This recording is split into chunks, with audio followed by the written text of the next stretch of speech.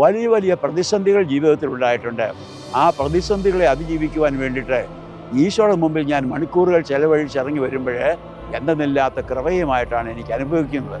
രോഗങ്ങൾ സുഖമാക്കുന്നു, പ്രാർത്ഥനകൾക്ക് പ്രതിഫലം കിട്ടുന്നു, മറ്റുള്ളവരുടെ ആവശ്യങ്ങൾ സാധിച്ചു കൊടുക്കുന്നു, അതുപോലെ തന്നെ കടബാധ്യതയിൽ നിന്നും ഭാരങ്ങളെല്ലാം മാറ്റുന്നു, കുടുംബഭാരങ്ങൾ പലരുടെയും മാറ്റുന്നതെല്ലാം ഈശോയുടെ മുമ്പിലിരുന്ന് ആ രഹസ്യ നിമിഷങ്ങളിൽ പ്രാർത്ഥിക്കുമ്പോൾ ഒത്തിരി അനുഗ്രഹങ്ങൾ അനുഭവങ്ങൾക്കാണ്.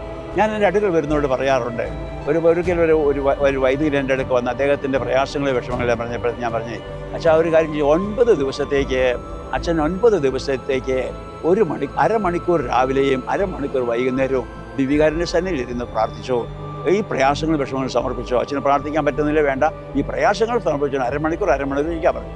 ആ 9 ദിവസം കഴിഞ്ഞ് വരുന്നതിന് മുമ്പ് 2-3 ദിവസം കഴിഞ്ഞപ്പോൾ അച്ഛൻ എന്നെ വിളിച്ചു പറഞ്ഞു, എൻ്റെ പ്രയാസങ്ങൾ പോയി എന്ന് പറഞ്ഞു. എന്ന് പറഞ്ഞാൽ ദിവ്യകാരുണ്യ ഈശോ ഇടപെട്ട് കഴിഞ്ഞു എന്നുള്ളതാണ്.